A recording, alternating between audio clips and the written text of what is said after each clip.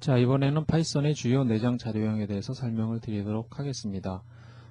우선 수치형을 간단하게 설명을 드리죠. 수치형은 정수형이 있고요. 그 다음에 실수형 혹은 부동소수점, 영어로는 플로팅 포인트라고 하죠. 그래서 그 소수점이 흘러다닌다고 해서 부동소수점이라고 합니다. 그 다음에 롱형이라는 게 있었죠. 예를 들어서 2의 128승이 얼마냐. 뒤에 L자가 붙는 것이 롱형이 되겠습니다. 물론 이것도 프린트를 사용하게 되면 L자가 붙지 않죠.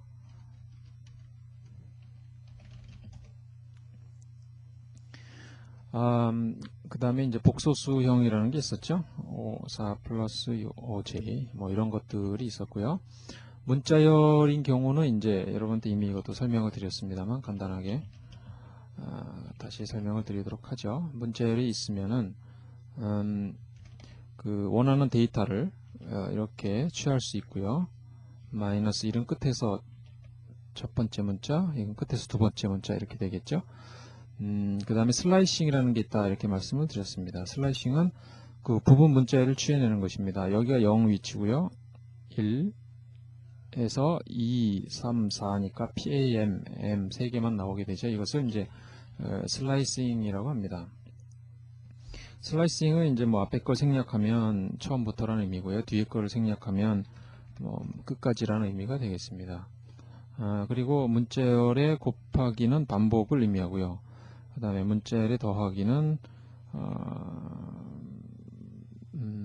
뭐 문자열 붙이기가 되겠죠. 스팸, 이제 햄이라고 붙여보겠습니다. 예. 그 다음에 문자열의 길은 이제 len이라는 것으로 파악할 수가 있습니다. 문자열은 직접적으로 변경은 안 됩니다. 이렇게 에러가 나지요. 왜냐하면 문자열이라는 것은 이제 어사인먼트라는 연산을 지원하지 않는다 이렇게 되어 있습니다. 이걸 어떻게 변경하냐에 대해서는 나중에 설명드리도록 하겠습니다. 그 다음에 이제 리스트라는 자료형이 있습니다. 이것은 파이썬에서 이제 가장 많이 활용되는 유용한 자료형이 되는데요. 일반적으로 이렇게 괄호로 씁니다. 브레킷이라고 하죠. 이런 브레킷을 쓰게 되면 리스트가 생성이 되고요. 지금은 공 리스트를 생성했습니다. 뭐 데이터가 들어가 있는 리스트를 처음부터 생성하고 싶으면 이렇게 하면은 됩니다. 이 리스트는 그 뭐 숫자만 들어가야 하는 건 아니고요. 문자열도 이렇게 같이 포함이 될 수가 있습니다. 그리고 리스트는 이제 그 아까 문자열에서 했던 것처럼 똑같이 그 순서에 의해서 이렇게 데이터를 뽑아낼 수가 있습니다. 또 슬라이싱도 가능하죠. 그래서 1에서 4라고 하게 되면 자 여기서 0, 1 위치죠. 1, 2, 3, 4에서 2, 3 스팸이라는 새로운 리스트, 부분 리스트를 취해내는 것이 슬라이싱이 되겠습니다. 그 다음에 이제 리스트는 자 똑같이 이렇게 길이 연산도 할 수 있고요. 또 뭐 3이라는 게 L에 있느냐라고 물어볼 수도 있습니다. 1인 경우는 참이고요. 뭐 이렇게 0이 나온 경우 거짓이 되겠습니다. 문자열도 물어볼 수 있죠. 스팸이라는 것이 L에 포함되어 있느냐 참이죠. 자 햄은 들어있지 않습니다.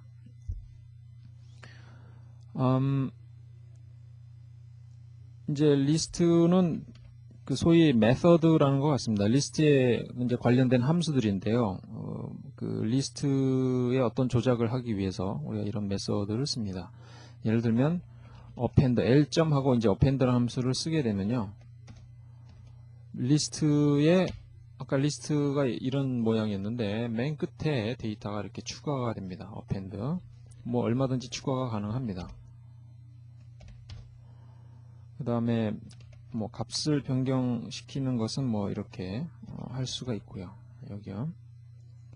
변경됐죠? 그 다음에 또 다른 저기를 보시면 인서트라는 것이 있어요. 그래서 이제 append는 뒤에서 추가하는 것이고 인서트는 원하는 위치에 데이터를 삽입할 수가 있습니다. 예를 들어서 1번 위치에 500을 넣겠다고 하게 되면 1,500 이렇게 합니다. 그러면 자 1번 위치에 500이 들어가 있죠. 데이터를 삭제할 수도 있습니다. L에 1 자 1이면은 지금 현재 여기니까 500이 삭제가 되어 있을 겁니다. 자, 이렇게 리스트에 관해서는 여기서 말씀드린 거는 문자열과 똑같은 연산을 지원하고 또 별도의 메서드를 가져서 이렇게 리스트를 조작할 수 있다. 그리고 문자열은 내용 변경이 되지 않았었는데 리스트는 얼마든지 내용을 변경할 수 있다는 차이가 있습니다. 그리고 세 번째로 말씀드릴 것이 사전이라는 것이 있습니다. 사전은 이제 이것도 리스트와 비슷한 점은 이제 여러 데이터를 모아놓는다는 것이고요. 리스트와의 차이점은 리스트는 순서를 가지고 이렇게 쭉 저장이 되는 반면에 사전은 순서를 갖지 않고 저장이 된다는 것입니다. 그래서 리스트가 순서에 의해서 데이터를 뽑아냈다면, 예를 들면 이게 순서에 의해서 데이터를 뽑아낸 거죠. 사전은 순서가 없기 때문에 소위 키라는 값으로 데이터를 뽑아냅니다. 예를 들어서 자, 이런 두 개의 데이터가 들어가 있는 사전을 정의했습니다. 사전은 이제 브레이스를 씁니다. 브레이스로 표현을 하고요. 앞에 있는 것을 이제 키라고 하고 두 번째 있는 것을 value라고 합니다. 그래서 키와 value는 한 쌍으로서 표현이 되어야 됩니다. 그리고 이것이 하나의 쌍이고요. 데이터가 이제 두 개 들어가 있는 형태가 되겠죠. 그래서 D 이렇게 하게 되면은 데이터가 나오는데요. 이제 원하는 데이터 하나만 뽑아내려면, 자, 내가 1이라는 것을 입력하면 뭐가 나옵니까? 1이 나오죠. 이것은 뭐냐면은, 1이라는 키를 주었을 때, 거기에 해당하는 이제 value 값을 찾아내는 것입니다. 그러니까 순서에 의한 것이 아니고 뭡니까? 객체에 의한, 키에 의한 데이터를 취해내는 것이 되겠습니다. 이것은 우리가 사전을 찾아내는 거하고 똑같습니다. 영어 사전에서 이렇게 단어를 확인하고 단어를 찾아서 그 내용을 찾는 거하고 똑같은 개념이죠. 몇 번째 단어인지 영어 사전에서 그런 거 파악해서 단어 찾는 사람은 없겠죠. 자, 이런 사전은 값을 얼마든지 바꿀 수가 있습니다. 예를 들어서 1을 하나라고 바꾸도록 하겠습니다. 그러면 하나로 바뀌었죠. 자, 이건 전체적인 사전이 되겠습니다. 한 가지 이상하게 생각하실 게 이제 1, 2라고 내가 분명히 입력했는데 출력은 2, 1이 된다는 것이죠. 아까 뭐라고 말씀드렸습니까? 사전은 순서를 갖지 않는다. 여러분이 입력한 순서가 그대로 표현된다고 이렇게 보장하실 수가 없습니다. 그래서 소위 이제 좀 해시라는 기법을 사용해서 저장이 되기 때문에 그렇습니다. 값을 이제 새로 아이템을 추가할 때도 그냥 이렇게 변경하듯이 추가하면 됩니다. 그러면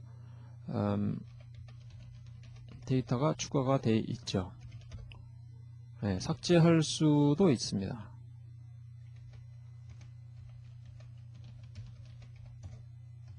삭제가 됐죠? 네, 이런 것이 이제 사전형이 되겠고요. 그 다음에 이제 튜플형은 리스트하고 거의 유사합니다. 튜플은 리스트는 브레이킷을 썼지만 이것은 이제 이런 괄호를 씁니다. 이것도 마찬가지로 이제 여러 가지 자료형을 한꺼번에 모아 놓을 수 있는 그런 형태가 되겠고요. 리스트에서 사용한 거의 모든 일반적인 인덱싱, 슬라이싱 이런 연산이 똑같이 다 적용이 되고요. 또 뭐 곱하기 이런 것도 되고요. 이것도 다 똑같이 적용이 되죠. 리스트에서도. 그 다음에 길이 물론 적용이 되겠고요. 또 이제 한 가지 차이점은 리스트는 메서드를 가지고 있었죠. 튜플은 메서드가 없고요. 또 리스트는 값을 변경할 수 있었지만 튜플은 값을 변경할 수가 없습니다. 자, 용도에 대해서는 나중에 자세히 설명을 드리도록 하겠습니다. 파일이라는 오브젝트도 뭐 중요하게 취급이 되지만 이것은 9장에서 자세히 설명되기 때문에 일단 여기서 넘어가도록 하겠습니다. 기본적인 파이썬의 주요 내장 자료형을 간단하게 설명을 드렸고요. 각각 자료형에 대해서는 별도로 더 자세하게 각 챕터에서 설명이 될 겁니다.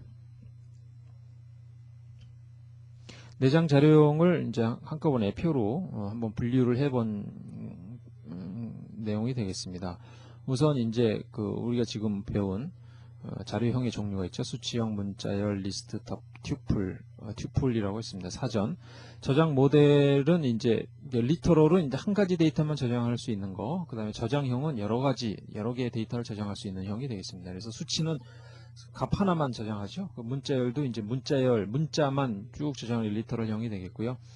리스트는 이제 숫자든지 문자든지 여러 개의 데이터를 한꺼번에 모아 놓은 것이 이제 리스트가 되겠고, 터플도 마찬가지죠. 사전도 이러한 여러 데이터 오브젝트를 저장을 하고 있는 저장형이 되겠습니다. 그리고 이제 변경 가능성에 대해서 이제 수치형 문자, 아까 문자열은 이그젬플을 보여드렸죠. 값이 변경이 가능하지 않다. 튜플도 변경 가능하지 않다고 말씀을 드렸습니다. 그래서 그 수치형 문자열하고 튜플은 데이터를 변경할 수가 없고요. 리스트하고 사전만 변경이 가능합니다. 그리고 이제 접근 방법은 이제 수치형, 문자열형, 이것은 이제 수치형은 직접형이 되겠고요. 문자열형, 이것은 시퀀스가 되겠습니다. 이거 틀렸네요.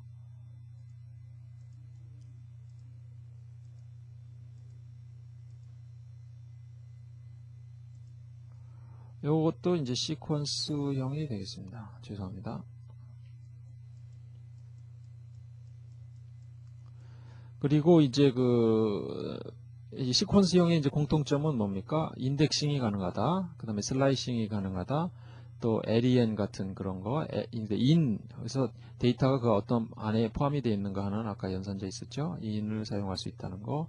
뭐 이런 것들이 공통적으로 적용되는 데이터형이 시퀀스형이 되겠습니다. 그 다음에 이제 매핑형은 키를 이용해서 데이터를 찾아내는 그런 자료형이 매핑형이 되겠습니다. 변경 가능성에 대해서 잠깐 설명을 드리겠는데요. 아까 수치형인 경우에는 이것이 변경이 불가하다고 말씀을 드렸는데 그것을 약간 의아하게 생각하시는 분이 계실 겁니다. 그런데 파이썬에서는 그것이 맞는 이유가 이름하고 A라는 이름하고 실제 저장되는 객체하고 이렇게 분리가 되어 있습니다. 그래서 A를 A equal 1을 했을 때 실제 A라는 이름이 1이라는 객체를 이렇게 참조하는 형태로 구성이 됩니다. 나중에 A equal 2 하게 되면 그 A에 저장된 1이 바뀌는 게 아니고요. 2라는 오브젝트가 새로 생기고 A가 이것을 가리키게 되는 거죠. 그래서 이런 구조가 변화하게 되는 것이지 요 내용이 2로 바뀌고 이런 것은 아니라는 것입니다. 그래서 수치형은 변경 가능하지 않습니다. 그리고 이런 것은 이제 치환했을 때 이런 현상은 수치형뿐만 아니라 어떤 객체든지 똑같이 일어납니다. L=1, 2, 3이라고 했을 때 이런 구조가 되지만 L=4, 5, 6이라고 다시 하게 되면요, 이렇게 4, 5, 6이라는 객체를 따로 지정을 하게 되는 것과 동일한 내용이 되겠죠.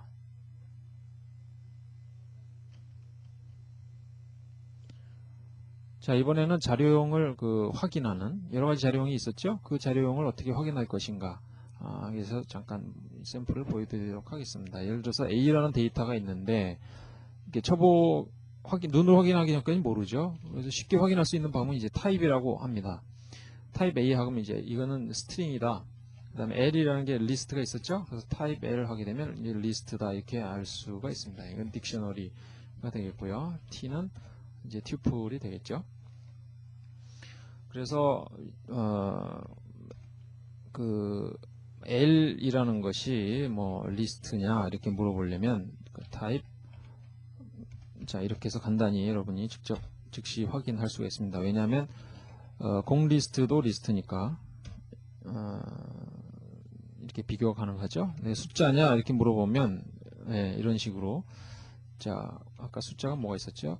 B를 1이라고 합시다. 타입 B가 정수형이냐 이렇게 물어볼 수 있죠. 실수형은 아니죠. 이런 식으로 타입을 비교하는 타입을 이용해서 객체의 종류를 알아낼 수가 있습니다. 그 다음에 이제 어떠한 종류가 있는가는 타입스 모듈을 여러분이 사용하실 수 있어요. 임포트 타입스를 하고요. 타입스 안에 있는 그 내용들을 여러분이 확인하려면 소위 dir이라는 함수를 이용하면 쉽게 파악할 수가 있는데요. 이것이 이제 파이썬 안에 정의된 여러 가지 객체들이 되겠습니다. 참고하시기 바랍니다.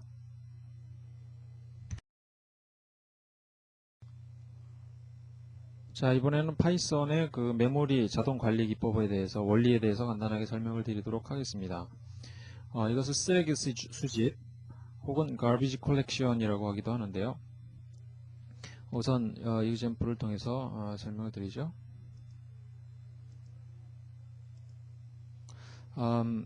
여기 보시면은 그 x equal y equal z equal 500 했을 때 결과가 나와 있습니다. 그러니까 x, y, z이라는 이름이 500이라는 객체를 서로 다 참조를 하고 있습니다. 조금 아까 이름하고 객체 개념이 분리되어 있다고 설명을 드렸었죠. 그래서 소위 500이란 객체에 대한 레퍼런스 카운트, 참조 카운트가 3입니다. 이것은 세 군데에서 이 객체를 참조하고 있다, 이런 뜻이 됩니다. 자, DLX 하게 되면 X라는 이름이 없어지죠. X라는 이름이 없어집니다. 이게 없어집니다. 예. 그러면 마찬가지로 이 참조되는 레퍼런스도 없어지게 되죠. 그래서 레퍼런스 카운트가 2가 됩니다. y equal 1, z equal 2를 했다고 가정해 봅시다. 그러면 아무데도 어느 곳에서도 이것을 참조하지 않고 있습니다. 레퍼런스 카운트가 0이 된다는 말이죠.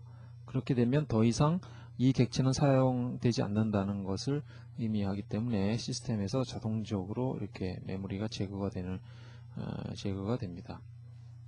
이러한 기능을 garbage collection이라고 합니다. 그래서 여러분이 필요한 만큼 메모리를 갖다 쓰시고요. 나중에 안 쓰게 되면 자동적으로 시스템에서 알아서 메모리를 해제하게 되기 때문에 메모리 누수 현상을 걱정 안 하셔도 됩니다. 그리고 이제 그 객체의 그 신원을 식별하는 방법인데요. 이것은 이제 같은 데이터가 같다 그래서 사실 같은 객체는 아니거든요. 예를 들어서 L1이라는 것이 있고요. 자, L2라는 것이 있습니다. L1하고 이제 L2는 데이터가 같죠.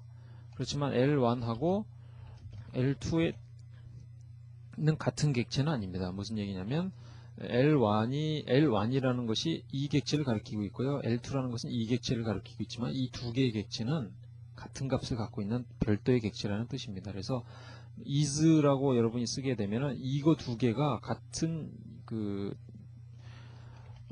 주소를 같은 내용을 참조하고 있느냐 이렇게 물어보는 것이죠. 그래서 L3는 L2라고 여러분이 했을 때 이 L3라는 것은 L2가 갖고 있는 참조만을 그대로 가져오게 됩니다. 그러니까 이 객체를 카피하는 게 아니고요. L2가 여기를 이렇게 포인팅하고 있는데 그 L3가 같이 포인팅을 하게 되는 거죠. 그래서 L2하고 L3가 같으냐 하면 이것은 1이 나오게 되는 것입니다.